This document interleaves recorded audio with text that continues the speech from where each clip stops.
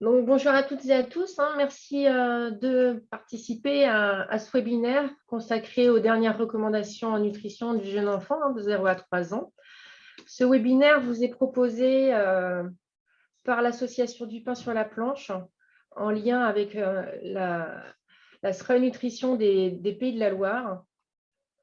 Ce sera animé par Aurélie Turpot et moi-même, chargée de mission de la SRA Nutrition, et par plusieurs diététiciennes de l'association du pain sur la planche.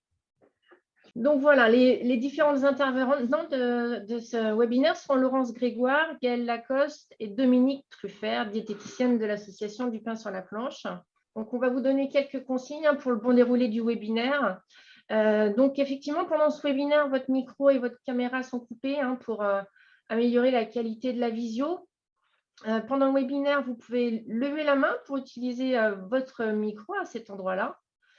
Nous vous invitons également à utiliser le chat pour pouvoir poser vos questions, en faisant attention de bien sélectionner tous les conférenciers et participants pour que tout le monde puisse voir vos questions. Et puis, ces questions, on pourra y répondre avec un temps d'échange à la fin des interventions. Et pour votre information, le webinaire sera enregistré et le replay sera disponible sur les sites internet de la SRA Nutrition et du pain sur la planche.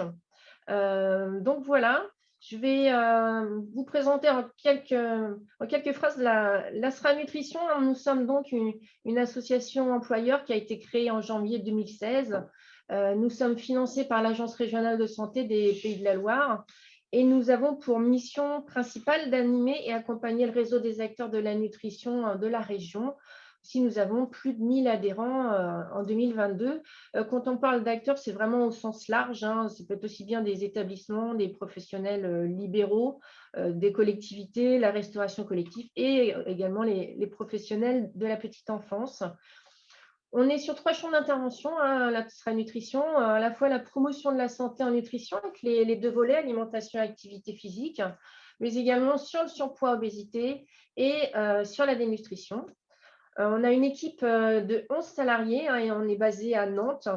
Et si vous voulez plus d'informations sur la SRA Nutrition, vous pouvez nous retrouver sur notre site internet, également sur les réseaux sociaux, sur Twitter et sur LinkedIn. Donc voilà, je vais maintenant laisser la parole à l'association du pain sur la planche. On vous souhaite un bon webinaire et on se reparle après pour un temps d'échange. C'est à vous. Donc, la diapositive suivante. Voilà. Donc, du pain sur la planche, donc, nous sommes une association professionnelle régionale réunissant une trentaine de membres, majoritairement des diététiciens. Nous sommes formés donc, à la santé publique et nous sommes répartis sur l'ensemble des Pays de la Loire. Nous intervenons dans le champ de la prévention primaire, c'est-à-dire avant l'apparition des maladies, en promotion et éducation à la santé en lien avec la nutrition. Nous intervenons auprès de différents publics, aussi bien la petite enfance, les jeunes, les personnes fragiles. Nous accompagnons également les professionnels pour actualiser leurs connaissances et les aider à aborder la nutrition pour mieux accompagner les publics qu'ils côtoient quotidiennement. Aujourd'hui, avec le soutien financier de l'ARS, nous allons vous parler de l'actualité en nutrition infantile et plus précisément des dernières recommandations. Donc, Laurence, pourrais-tu nous expliquer pourquoi ces recommandations ont changé ? Oui, effectivement. Donc, en 2019, à l'initiative de la Direction générale de la santé, il y a une demande de révision des recommandations en matière de nutrition pour 4 populations, dont les enfants de 0 à 3 ans. Dans le diagnostic permettant la réécriture de ces recommandations, l'étude 1K3 permet de réaliser une photographie des habitudes de consommation alimentaire. Donc, cette étude, c'est 4000 participants, dont environ 2000 enfants, dans 472 communes de France. Cette étude, couplée aux données de l'ANSES, donc, qui permet de connaître les besoins nutritionnels des populations et les compositions des aliments, permet de connaître les substances bénéfiques et les substances néfastes présentes dans l'alimentation des Français. C'est ainsi, du coup, qu'en 2020, l'avis du comité scientifique du Haut Conseil de santé publique, du coup, a été émis vers les nouveaux repères de consommation. Donc, l'objectif de ce groupe de travail, c'est de définir les nouveaux repères de consommation pour les enfants. Et ce sont ces nouveaux repères qui permettent d'élaborer les messages à destination du grand public, dont la formulation définitive est émise par Santé publique France. De manière un petit peu plus concrète, l'objectif les éléments du coup énoncés par Santé publique France permettent surtout du coup d'établir des repères qui sont simples, compréhensibles, accessibles et surtout acceptables au plus grand nombre. L'objectif, c'est que chacun puisse adapter son alimentation, celle de ses enfants, en fonction de ses goûts, de ses préférences, de ses traditions et de ses besoins nutritionnels, mais également de son activité physique, de sa physiologie, etc. Tout cela en tenant compte surtout des dimensions de plaisir, de convivialité, de culturalité dans l'acte alimentaire. Donc, ces repères ont été définis en termes de santé publique pour permettre un état de santé et une croissance harmonieuse et optimale de tous les enfants. Donc, ce que vous devez connaître certainement, c'est le PNNS, donc le Programme national nutrition santé, qui a pour objectif d'aider les Français à modifier leurs habitudes alimentaires pour leur santé et adopter un mode de vie plus sain et plus actif. Donc là, vous avez les différents outils. À la fin du webinaire, on vous partagera les liens vers les différents outils de manière à ce que vous puissiez y accéder en toute autonomie. Très bien, merci Laurence. Dominique, est-ce que tu pourrais nous présenter succinctement quels sont ces changements? Tout à fait. Alors, les modifications, de façon globale, on note l'ordre de la diversification, l'introduction des allergènes, les rythmes alimentaires, les textures. Mais certains points restent inchangés. Gaëlle, peux-tu nous les dire? Diapositive suivante.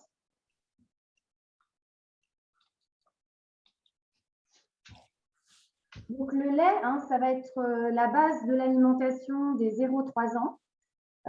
C'est un aliment en fait, qui est exclusif jusqu'à 4 mois, qu'il soit maternel ou premier âge. À partir de 6 mois, le lait ne suffit plus à couvrir les besoins nutritionnels du nourrisson, donc il est nécessaire de diversifier. Pour faire suite au lait premier âge, on va introduire le lait deuxième âge dès que l'enfant mange un repas complet sans lait. Donc, il faut maintenir 500 ml de lait deuxième âge jusqu'à l'âge d'1 an. Entre 1 et 3 ans, le lait de croissance est recommandé. C'est un lait en fait qui est riche en acides gras essentiels et en fer. Si ce n'est pas possible d'un point de vue financier pour la famille de prendre le lait de croissance, on peut proposer en fait une alternance entre le lait de croissance et le lait de vache entier UHT. Donc, il faut maintenir 500 ml de lait jusqu'à l'âge de 3 ans, et ne pas dépasser 800 ml de lait et de produits laitiers par jour. On va pouvoir également se baser sur des équivalences, à savoir que 150 à 200 ml de lait peuvent être remplacés par un yaourt ou par 20 g de fromage. Diapositive suivante. Donc, il est important aussi d'ajouter systématiquement des matières grasses dans les petits pots qui n'en contiennent pas et dans les purées maison. En effet, donc, les enfants de moins de 3 ans ont des besoins importants en lipides pour favoriser un bon développement. Près de la moitié des besoins énergétiques des enfants donc, se font sous forme de lipides. Ces lipides sont en grande partie couverts par le lait maternel ou infantile, mais ils vont devoir aussi être apportés dès le début de la diversification. Donc, il va falloir utiliser donc, des matières grasses crues, essentiellement de l'huile. On va compter environ 1 cuillère à café d'huile par repas en variant, donc que ce soit colza, noix, olive, ou de temps en temps, ça peut être aussi du beurre ou de la crème. Diapositive suivante. Au niveau des points constants, il va falloir donc introduire des petites quantités de viande, poisson ou œufs dès le début de la diversification en adaptant les textures. Donc, le lait, il est majoritaire dans l'alimentation, on vient de le voir, donc il couvre les besoins en protéines de l'enfant. Par contre, la viande et le poisson sont source de fer et les besoins sont importants à cet âge. C'est pour ça qu'on va les introduire. Alors, au niveau des repères d'introduction, on va commencer par 5 grammes par jour, soit environ une cuillère à café, puis on va augmenter progressivement. Donc, 10 grammes par jour, soit 2 cuillères à café ou un quart d'œuf à partir de 6-8 mois. 20 grammes par jour, 4 cuillères à café ou un tiers d'œuf entre 1 et 2 ans. 30 grammes par jour, soit 6 cuillères à café ou un demi-œuf entre 2 et 3 ans. Donc, au niveau des recommandations, on va se baser en gros sur 10 grammes par année de l'enfant. Diapositive suivante. Les points constants, donc toujours un apport modéré en sel et en sucre. Donc, il est recommandé de cuisiner sans sel la première année et de ne pas rajouter de sel ni dans les petits pots ni dans les purées maison. En effet, les reins du nourrisson ne sont pas en capacité d'éliminer un excès de sodium. À partir d'1 an, donc, il ne faudra pas rajouter de sel dans les préparations maison ou les plats du commerce. Pour le sucre, donc la première année, on évite en fait le sucre. Donc les produits laitiers en fait seront servis nature, sans sucre, ou alors éventuellement avec un ajout de compote ou de fruits écrasés. D'une manière générale, il est conseillé d'introduire le sucre et les produits sucrés à l'âge le plus tardif possible et de manière limitée. Diapositive suivante. Donc, au niveau des points constants, on a toujours donc, des interdits comme l'alcool, qui est un toxique, les aliments riches en caféine, comme le café, le thé, les sodas à base de cola, les boissons énergisantes. Donc, tous ces aliments peuvent entraîner des troubles du sommeil.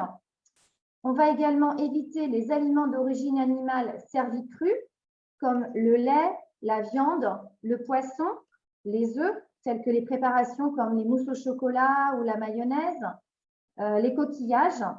Donc, ces aliments comportent un risque microbiologique. Le miel, qui est déconseillé avant l'âge d'1 an, également pour risque microbiologique. Les édulcorants, qui sont des additifs interdits dans l'alimentation des enfants de 0 à 3 ans. Les aliments à base de soja qui contiennent des phytoœstrogènes et les aliments à risque de fausse route.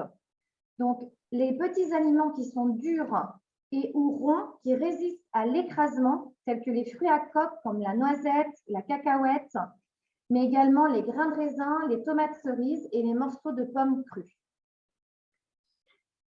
J'ai une question, j'en profite parce qu'on est sur la diapositive. On a une question, est-ce que vous pouvez préciser l'interdiction pour le soja? Alors, par rapport au soja, donc en fait, le soja contient des phytoœstrogènes et ces phytoœstrogènes, en fait, pourraient être des perturbateurs endocriniens. Merci Gaëlle. Merci Gaëlle. Concernant les nouvelles recommandations sur la diversification, est-ce que tu peux nous en dire plus, Dominique? Oui, bien sûr. Je vais vous laisser regarder une petite vidéo et après, nous parlerons de la diversification.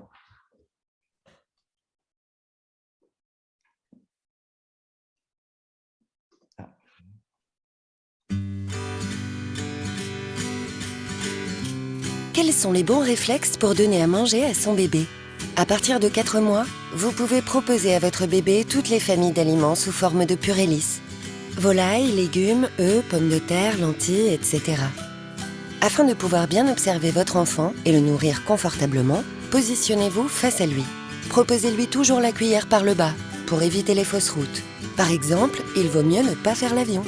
Et évitez de donner à manger à votre bébé sur vos genoux, dans un siège auto ou dans un transat au sol. Et évitez de donner à manger à votre bébé sur vos genoux, dans un siège auto ou dans un transat au sol.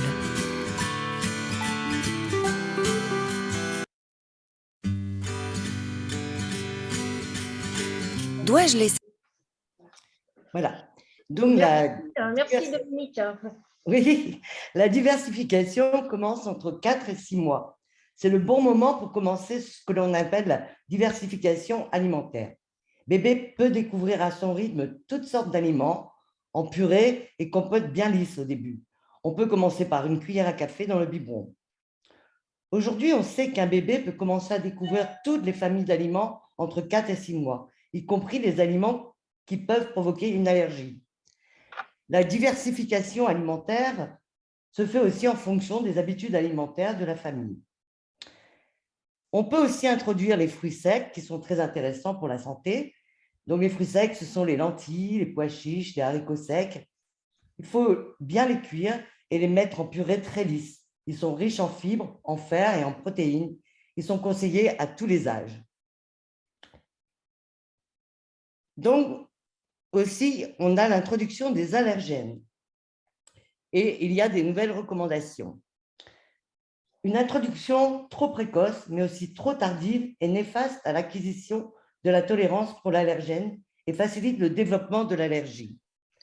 Alors, il faut commencer par les allergènes les plus courants, comme le lait, le blé, les œufs, les cacahuètes, bien sûr, en purée ou en poudre, les amandes également. Il faut ajouter un seul allergène à chaque repas en surveillant la réaction de l'enfant. Alors, bien sûr, il y a toutes des sortes de noix, les fruits coques. Donc, un fruit coque, une sorte de fruit coque est un allergène. Une noix, une noisette, une amande. Donc, à chaque fois, un seul par repas. S'il y a des allergies dans la famille, il est préférable de demander conseil à son médecin ou celui de la PMI. Si l'élément, j'ai oublié de vous dire aussi, si l'allergène est bien toléré par l'enfant, il faut essayer de lui donner l'allergène plusieurs fois dans la semaine. Voilà. Et concernant les textures, quelles sont les nouvelles recommandations? Alors, au niveau des textures, donc, ce qui est important, c'est de ne pas louper la fenêtre d'introduction des textures modifiées qui a lieu entre 6 et 8 mois.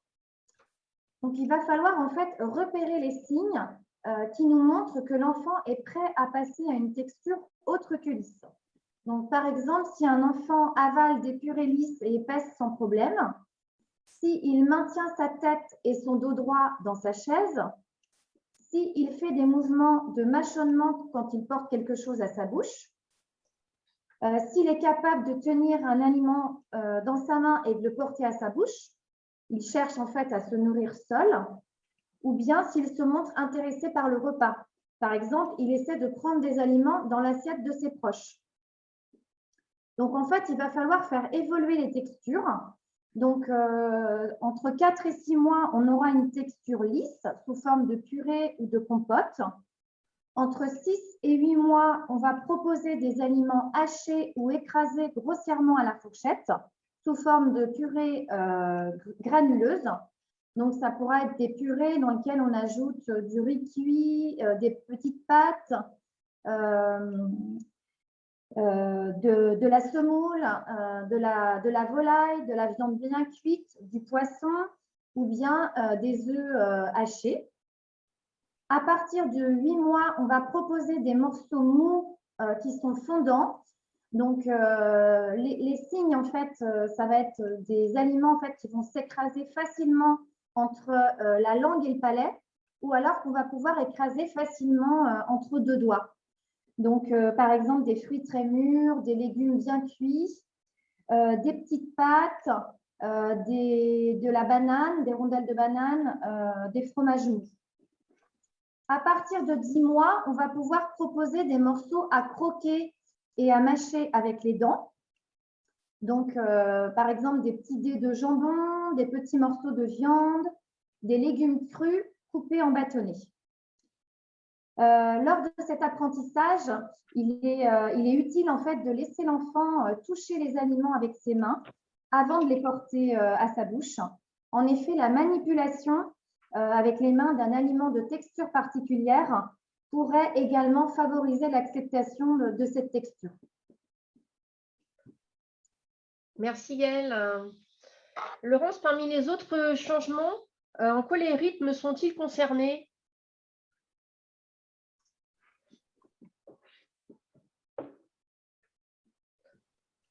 Il faut que tu retires que tu remettes ton micro, Laurence.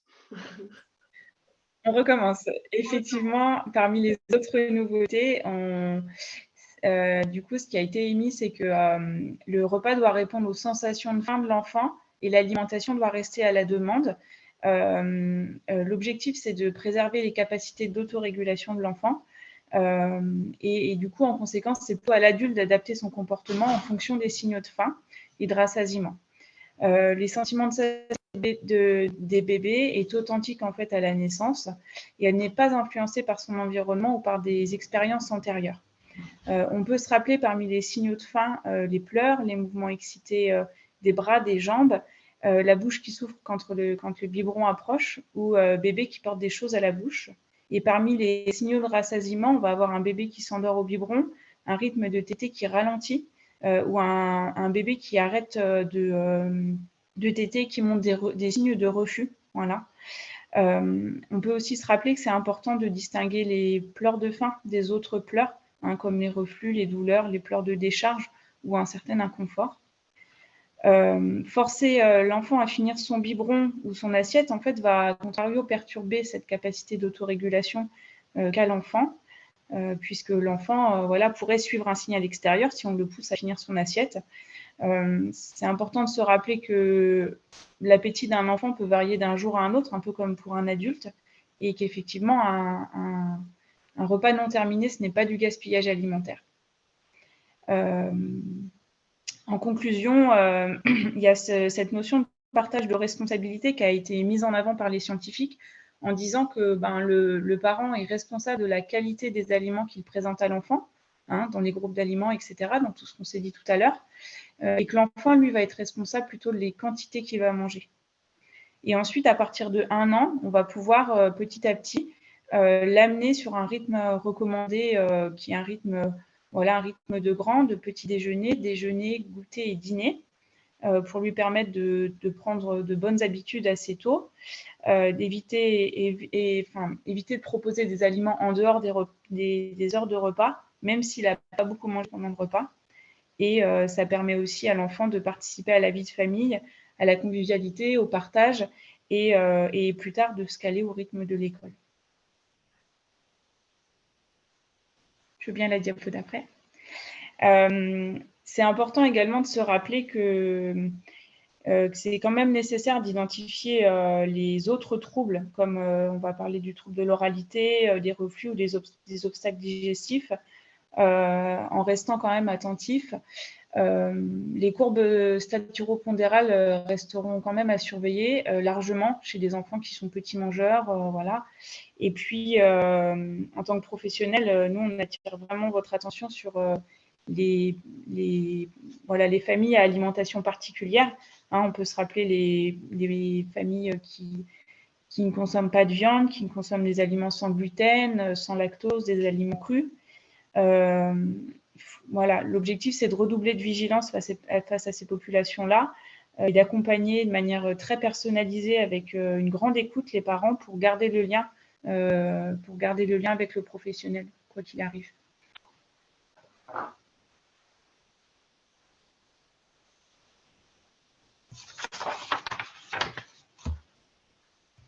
Je pense qu'on en a terminé sur vos interventions. Pour aller plus loin, je sais pas, Laurence, si tu voulais nous dire quels sont les...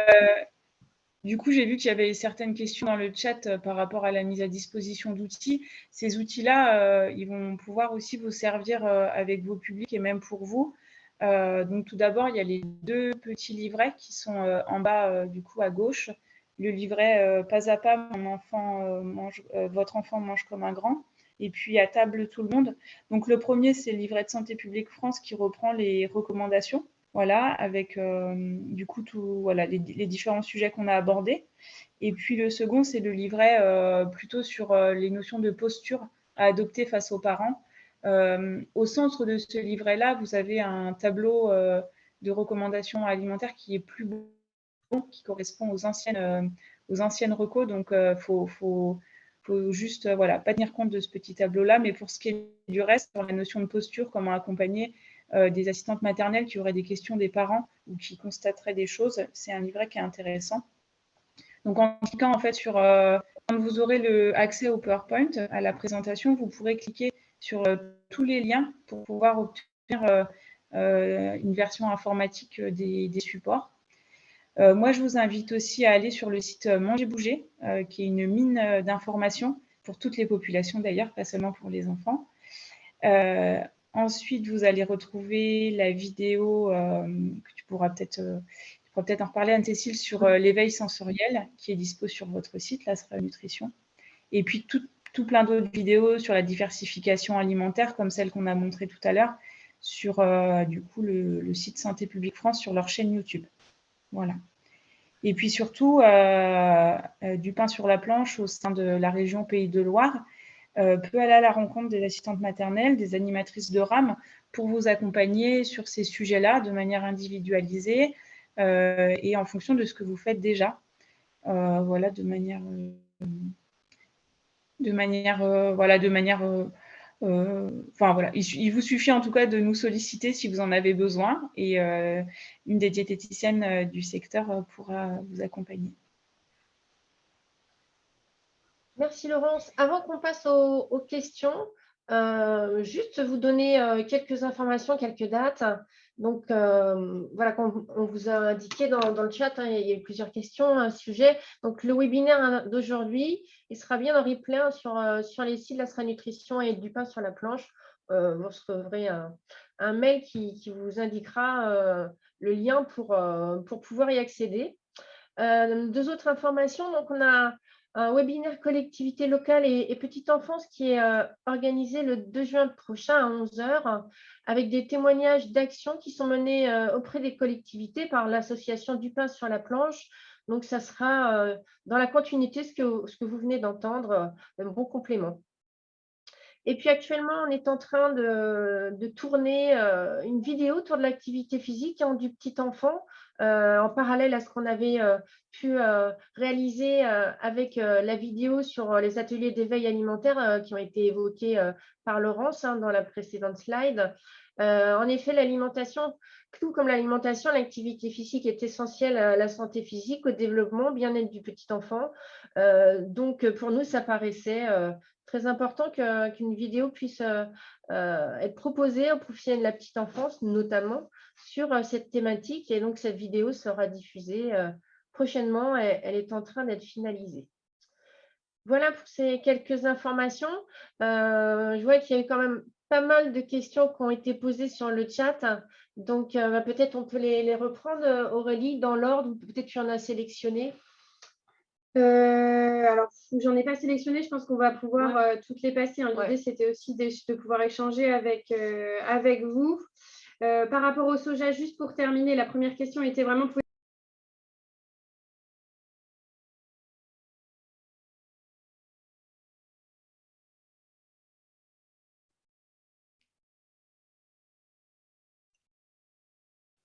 Aurélie, on t'entend plus du tout depuis 2 minutes là. Vous nous entendez là? Oui. Ah, le micro a été coupé. Est-ce que vous avez entendu ce qu'on a dit sur le poney date ou pas du tout? Non. Non. Pas du tout. Non. Eh bien, écoutez, on va différer les questions de 2 minutes pour qu'on se redise les choses. Donc, prochainement, le webinaire d'aujourd'hui, il sera en replay, comme on l'a Ah dit. si, on avait entendu ça. Oui. Oui. Et le webinaire collectivité locale, ça a été aussi entendu? Oui. C'est la réponse d'Aurélie qu'on n'a pas entendue. D'accord. Bon, bah, c'est pas grave. Donc, c'était par rapport au soja, si c'était bien une interdiction stricte, Gaëlle, par rapport aux enfants. Ben oui. Oui, ça fait partie des recommandations de ne pas donner de soja, en fait, jusqu'à au moins 3 ans, de toute façon. Oui.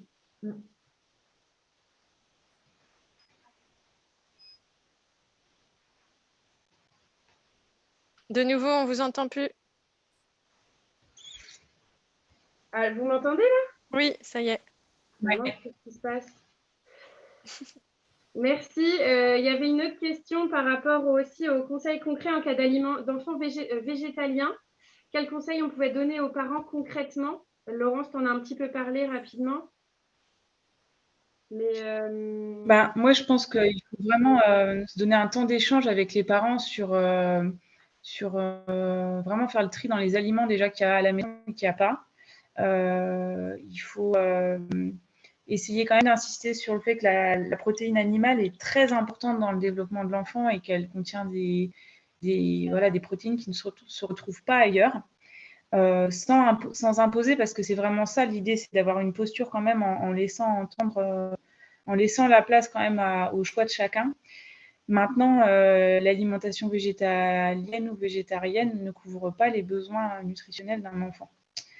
Donc, si c'est 0 viande totale, je ne sais pas ce que vous entendez derrière, si vous voulez préciser un petit peu, mais il faut vraiment aller creuser.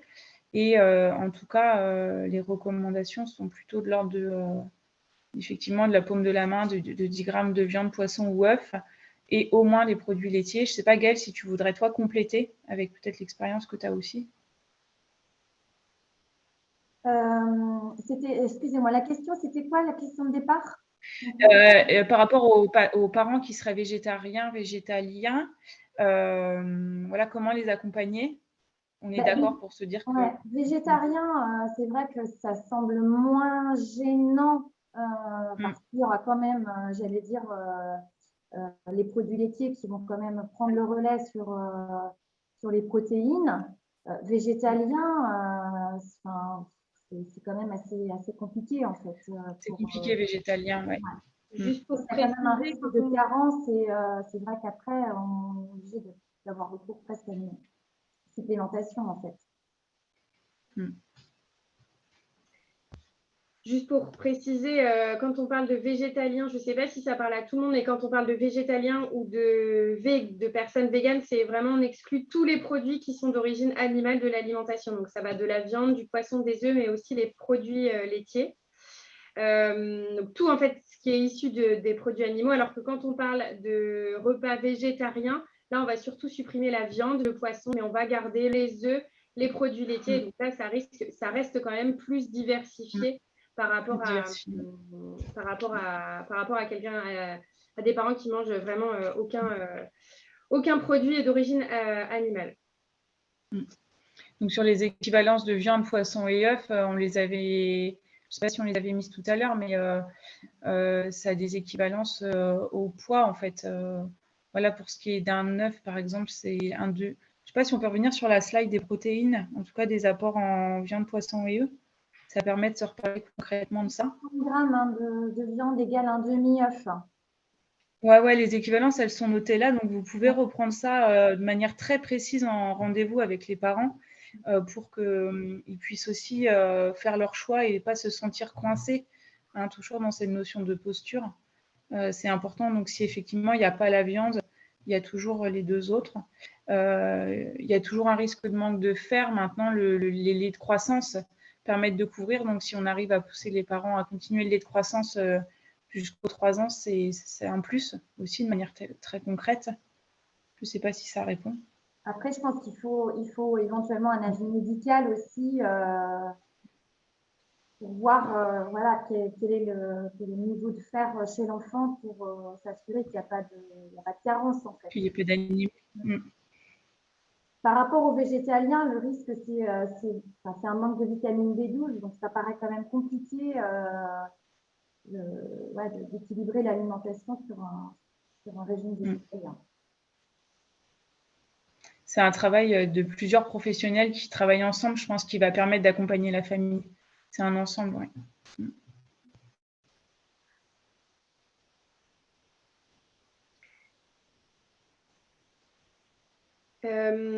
On a aussi eu d'autres questions. Donc, par rapport aux végétariens, il y a pas mal de questions.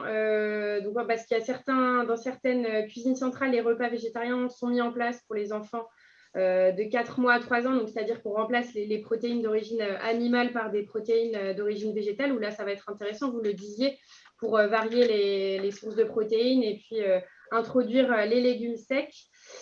Si je remonte un peu plus haut, il y a pas mal de questions. Il y avait notamment des questions, si on parle un peu sur la posture, pourquoi il n'y a pas de repas dans un transat au sol, même si les professionnels ils sont au sol, pour quelles raisons? Voilà, c'est interdit. C'est suite à la vidéo, en fait, hein, la Oui. question a été posée. Puisque le transat, il est au sol, donc on va donner à manger par en haut, alors qu'il faut tenir la cuillère plus basse. Donc, on risque de provoquer des fausses routes chez l'enfant. Donc, il faut toujours se mettre à la même hauteur. L'enfant doit être à la même hauteur que les parents. Donc, soit dans une chaise haute et présenter la cuillère par le bas. Mais si le professionnel, dans la question, le professionnel était aussi au sol, c'est que du coup, ça fonctionne peut-être comme ça dans la structure. Ce qui compte peut-être, c'est que l'enfant, il ait la tête qui soit droite quand même si tout le monde est au même niveau, mais au sol, que la tête soit droite et que... Dominique, tu confirmes ça? Oui, on est toujours, de toute façon, on est plus haut toujours que l'enfant, en fin de compte. Même si le professionnel il est au sol, il sera quand même toujours plus haut que l'enfant. Donc, il vaut mieux, enfin, c'est compliqué, quoi, hein, pour réussir à être à la même hauteur que le bébé. Dans l'idéal, il vaut mieux qu'il soit quand même face à vous, Voilà. qu'il soit bien positionné. On a aussi des questions par rapport à la DME, la diversification menée par l'enfant. Quel avis il y a par rapport à ça? C'est l'enfant, en fait, c'est l'enfant qui va choisir un peu les aliments qu'il veut, mais les parents restent quand même sur la qualité. Par exemple, on va lui faire goûter des haricots verts, il n'aime pas les haricots verts plusieurs fois. Alors, quelquefois, il faut essayer 10 fois, hein.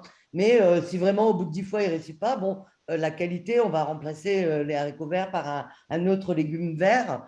Mais c'est pareil pour le choix de la viande, pour le choix du poisson. La qualité, c'est les parents qui choisissent la qualité. Mais après, l'enfant, il a aussi des goûts, il a ses goûts à lui, quoi. Je ne sais pas si ça répond aux questions. Et sur la notion de texture, pour la DME, peut-être bien se rappeler qu'il faut que les légumes soient bien cuits. Ce que disait Gaëlle sur le fait que le légume peut être écrasé entre entre les deux doigts. Du coup, on le sent bien. En fait, si c'est entre les deux doigts que ça se délaye bien, c'est bien mou. On imagine bien aussi que dans la bouche du petit qui n'a pas de dents, qui écrase ça entre sa langue et son palais, du coup, il faut que ce soit facile. Et puis, par contre, ça implique que les professionnels soient formés aussi aux gestes de premier secours, même si l'enfant a le réflexe nauséeux. J'imagine que les professionnels doivent être bien formés. Oui, c'est ça, les asthmates, on nous interdit la DME. C'est ça. Donc, en tout cas, un parent qui fait ça, il faut qu'il soit bien averti, il faut quand même qu'il respecte les modes de cuisson, éviter les choses avec des grains, éviter peut-être la peau sur les légumes, des choses comme ça. Et si c'est un professionnel qui le fait, j'imagine qu'il faut poser un cadre pour que tout le monde le fasse de manière très sereine. Voilà.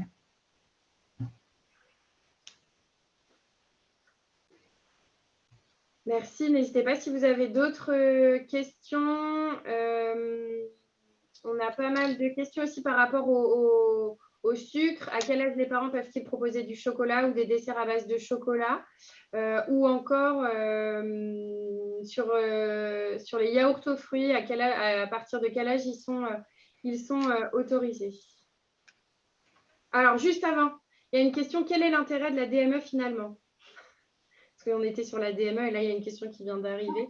Je veux bien répondre. L'intérêt de la DME, c'était justement peut-être de prendre le contre-pied de la difficulté en fait de faire évoluer les textures. On a vu tout à l'heure qu'il y avait cette fenêtre d'introduction des textures modifiées entre 6 et 8 mois. Là, finalement, d'emblée, on propose à l'enfant, quand il se tient bien assis, on lui met des morceaux cuits dans son assiette et avec ses mains, en fait, il les prend et les mange. Donc, en fait, on n'a pas le problème finalement de passer du mixé à l'alimentation en morceaux. On est tout de suite sur des morceaux. Donc, c'est en ça où ça paraît intéressant. Après, ça demande une vraie vigilance au niveau de la surveillance. Et c'est vrai que ce n'est pas un mode, c'est pas une façon de manger qui peut correspondre à de la collectivité, en fait. On a Mélanie Napoléon qui nous met que la DME a un intérêt au niveau sensoriel, développement moteur, au niveau de l'autonomie de l'enfant vis-à-vis des aliments qu'il choisit. C'est aussi intéressant car c'est une alimentation fraîche. Mais voilà, il faut bien que le parent il soit au clair avec cette approche progressivement. On avait aussi une question sur les troubles alimentaires pédiatriques. Je vous lis le message. Lors d'une formation à la SRA Nutrition en juin octobre, il était annoncé qu'on parlait désormais de TAP, donc troubles alimentaires pédiatriques. Quand je fais des recherches, je ne trouve qu'un lien vers un livre. L'essentiel des recherches parle de terme troubles de l'oralité. Pouvez-vous préciser d'où vient cette appellation troubles alimentaires pédiatriques?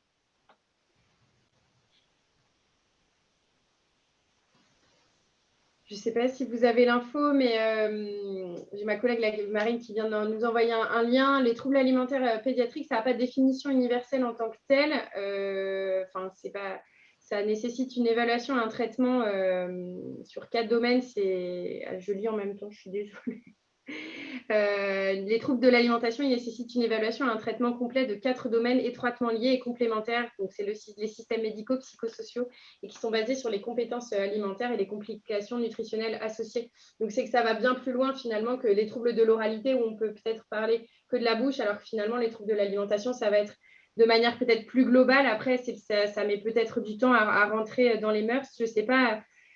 Lorsque vous l'aviez entendu, je pense que ça devait être Marie-Claire peut-être qui en avait parlé. Et voilà, c'est vraiment une... Non, je pense que c'était l'orthophoniste qui avait parlé des troubles alimentaires pédiatriques. Et vraiment, voilà, c'est défini comme une altération de l'apport oral qui n'est pas adapté à l'âge et c'est souvent associé à un dysfonctionnement, mais peut-être plus global que finalement que le côté médical. Et c'est depuis 2019 que ce terme a vu le jour.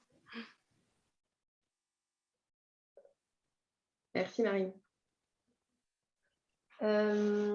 Sinon, concernant les laitages, pouvez-vous préciser au lait entier ou lait infantile? C'est-à-dire au moment de la diversification, en fait, c'est ça? C'est ça la question? Il n'y a pas de précision. Oui, j'ai vu cette question. En fait, par rapport au lait, on veut surtout privilégier le lait deuxième âge. Donc, on a dit qu'il fallait rester sur 500 millilitres jusqu'à 1 an. Mais dans ces 500 millilitres, on peut quand même avoir des équivalences de produits laitiers. Si jamais l'enfant consomme déjà beaucoup de lait deuxième âge, on peut garder des produits laitiers classiques. S'il a tendance à rechigner un peu sur le lait, à ce moment-là, on peut prendre des laitages spécifiques à base de lait infantile. Alors, si je poursuis, jusqu'à quel âge ou quel moment l'enfant doit toucher les aliments avant de les mettre en bouche? Je ne sais pas s'il y a une limite à ça, si ça ne continue pas, même quand on est adulte, de toucher les aliments quand on mange, en fait. Les sens, c'est y compris pour les adultes. Donc, moi, ma réponse, elle sera assez large. Je ne sais pas si vous partagez. Oui. Dès le début, en fait. Dès le début jusqu'à... Voilà. On a toujours plaisir, oui, à manger avec ses doigts sur en tout cas certaines choses, même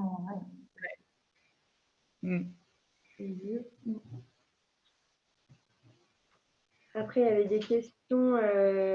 Sous quelle forme donner des œufs et quel mode de cuisson? Le pain, à quel âge? Les yaourts aux fruits, à quel âge? Pas mal de questions sur les âges. À partir de quel âge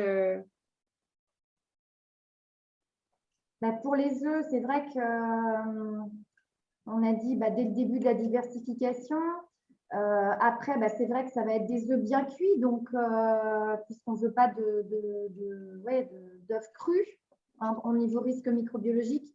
Donc, ça va être des œufs durs qu'on va pouvoir écraser, ensuite hacher. Voilà, on va faire évoluer la texture. Ça peut être aussi des œufs en omelette, du moment que c'est bien cuit, en fait. Qu'est-ce qu'il y avait d'autre pour les yaourts aux fruits, c'est ça? Bah, ça va être le plus tard possible, en fait, puisqu'on préfère donner au maximum des laitages nature. Dans les yaourts aux fruits, on a forcément du sucre. Donc, j'allais dire, ouais, le plus longtemps possible, nature. On a dit soit avec un peu de compote ou de fruits écrasés.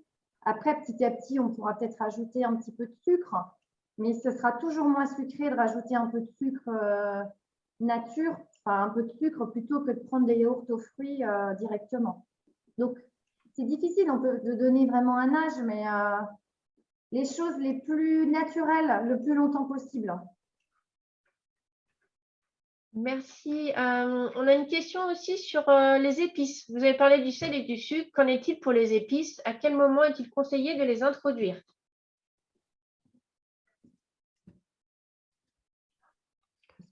Moi, je n'ai rien vu qui dit que c'est pas possible de ne pas introduire des choses, des épices. Au contraire, c'est ce qui va participer au goût. Peut-être qu'au début, au développement en tout cas du goût, peut-être qu'au début, il faut éviter les mélanges parce que l'important, c'est que le petit puisse identifier les choses une à une. Son capital découverte au début, il a 0. Donc, c'est vrai que de bien séparer, ça lui permet aussi de bien les déguster, de les identifier et puis de savoir ce qu'il aime et ce qu'il n'aime pas. Après, j'imagine que les épices trop fortes, trop épicées, le poivre, le piment, tout ça, on va peut-être éviter quand même. Mais c'est intéressant en fonction des familles de faire découvrir des choses différentes, effectivement. On a un complément qui dit d'Anne Lebrun, les épices commencer par celles qui ont été utilisées durant la grossesse par la mère, puis introduire les autres, parce que c'est des goûts peut-être qui seront plus connus. Mémorisés. On a aussi des personnes qui lèvent la main. Alors, on a Alicia Gernigon et Nadège Oran et Mireille Blandino. Normalement, vous pouvez activer votre micro si vous avez des questions. Nadège ou Mireille, allez-y. Normalement, vous pouvez activer vos micros.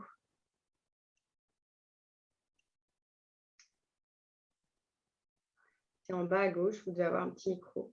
Ouais. Mireille, allez-y.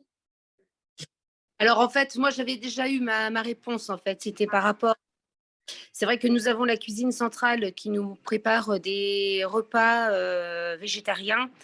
Et c'est vrai que ça nous embêtait toujours par rapport à l'histoire éventuellement des pois chiches qui étaient mis dans l'alimentation. Et ça nous posait problème par rapport aux peaux des pois chiches, en fait.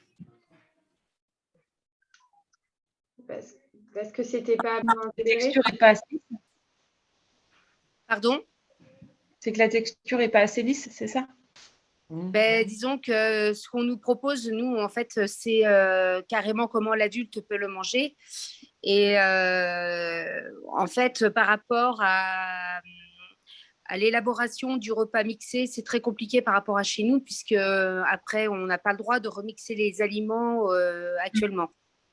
Donc, écrasé, de toute façon, on avait des pots. De toute façon, donc on était un petit peu dans l'impasse. Voilà. Ok. Il y avait une question sur l'activité du pain sur la planche. On demandait si vous faisiez des interventions. Eh ben, effectivement, en fait, au sein du pain sur la planche, donc on intervient dans les structures et on s'adapte vraiment à vos besoins. Donc, soit les interventions, elles ont pour objet d'être à destination de vos publics, soit à destination des professionnels des structures. C'est vraiment dépendant de vos besoins, de vos attentes au moment où vous nous sollicitez. Gaëlle, tu veux peut-être parler rapidement de ce que tu as déjà fait, toi, sur ton secteur? Par rapport à la petite enfance, par exemple, moi, je suis intervenue en accompagnement au niveau des rames, notamment sur des ateliers d'éveil sensoriel auprès des assistantes maternelles, où en fait, on va aborder l'alimentation, mais plus sur un aspect sensoriel, de posture, et puis donc, j'allais dire, essayer de limiter la néophobie alimentaire. Mais c'est vraiment adapté en tout cas, à chaque fois aux besoins des structures. Voilà. Je ne sais pas si ça répond à votre question. Il y a justement la petite vidéo là sur l'éveil sensoriel, sur le site de SRAE Nutrition qui est intéressante à regarder parce que ça donne un peu ça montre un peu ce qu'on peut faire avec les assistantes maternelles et les parents.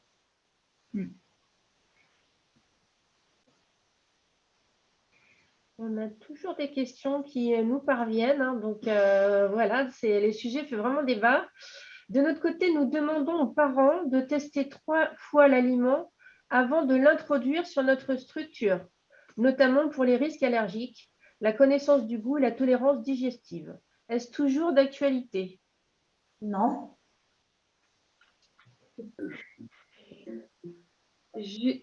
Pour compléter, peut-être, il y a pas mal de questions sur à quel âge on introduit, etc., etc. Je me permets juste de prendre la main là, sur le partage d'écran, parce que dans le nouveau guide dont parlait Laurence, Dominique et Gaëlle, il y a un petit tableau sur la diversification alimentaire de votre enfant jusqu'à 3 ans. Je pense que vous voyez là mon écran. Et ça reprend, voilà, pour chaque aliment, les conseils de la naissance à 4 mois, entre 4 et 6 mois. Et finalement, à partir de 6-8 mois et de 1 an à 3 ans, et là, vous retrouvez que finalement, il n'y a aucun produit que vous pouvez, qui est interdit. Par exemple, à partir de 6 mois, alors sauf par exemple sur les produits laitiers, on va éviter les laits crus ou les fromages au lait cru, tout ce qui est coquillage cru ou préparation à base d'œufs, mais vous revoyez bien que là, finalement, tout est bien indiqué sur ce petit tableau. C'est 2 personnes qui vont aller vite, je pense, après aller choper. Je ne sais pas si ça vous aide ou si vous avez. 26 pour être précis, casser les chiens. C'est pas infaisable non plus. Est-ce que tu avais vu d'autres questions, Anne-Cécile? Il va le falloir. Alors, faire les dernières qui pourraient arriver. Oui, sur le jaune et l'œuf, le jaune et le blanc, en effet. C'est pour ça que je vous montrais ce tableau-là. C'est que finalement, on n'est plus dans cette différence ou même du sucré avant le salé ou du salé avant le sucré, etc. Aujourd'hui, on introduit vraiment. Tout en fonction, oui, comme les adultes, en fait. Hein. C'est comme les habitudes alimentaires de toute la famille.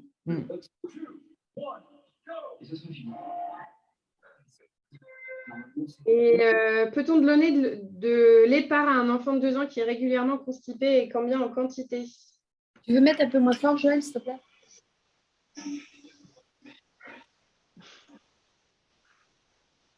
L'épargne, oui, a des vertus, j'allais dire, laxatives par sa richesse en magnésium.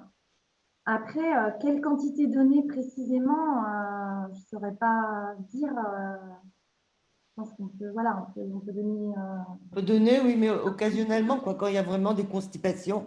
Après, c'est vrai que la constipation, c'est pareil, il faut la traiter globalement. Hein. Est-ce que l'enfant mange suffisamment de fruits et de légumes? On peut aussi penser aux légumes secs. On peut aussi aller sur des produits céréaliers qui sont plus complets, plus riches en fibres. Voilà, il n'y a pas que l'épargne en fait. Je pense que ça peut être une solution, mais pas que. Et puis après, voilà, il faut aussi voir un avis médical si besoin en fait.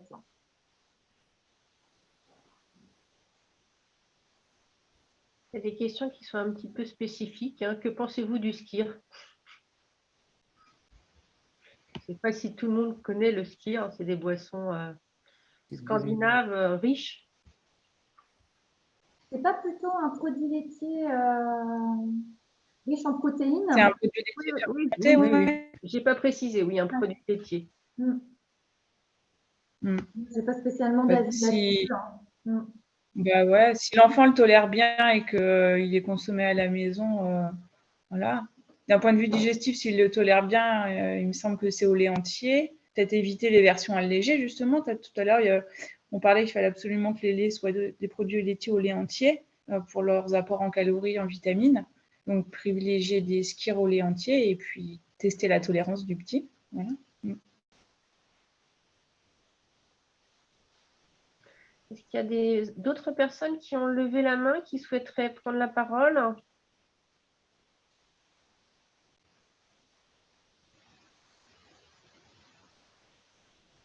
Alors, sur les nouveaux messages. Je pense qu'on a fait quasiment le tour. Ouais. N'hésitez pas, on remonte, mais s'il y a des questions,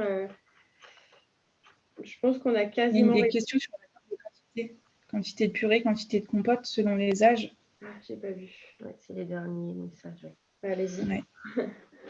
Ben, là, c'est en rapport avec la slide sur justement la faim et la non-faim, en tout cas des petits. Sur la gestion de l'appétit, ben, c'est vrai que c'est vraiment dépendant de son appétit. Il n'y a plus de quantité précise. Le parent propose les différents aliments et le petit mange jusqu'à ce qu'il montre un signe de refus. Donc, on compte un peu moins quand même. Ça peut être déstabilisant, mais il faut faire confiance au petit sur la gestion de la régulation de son appétit.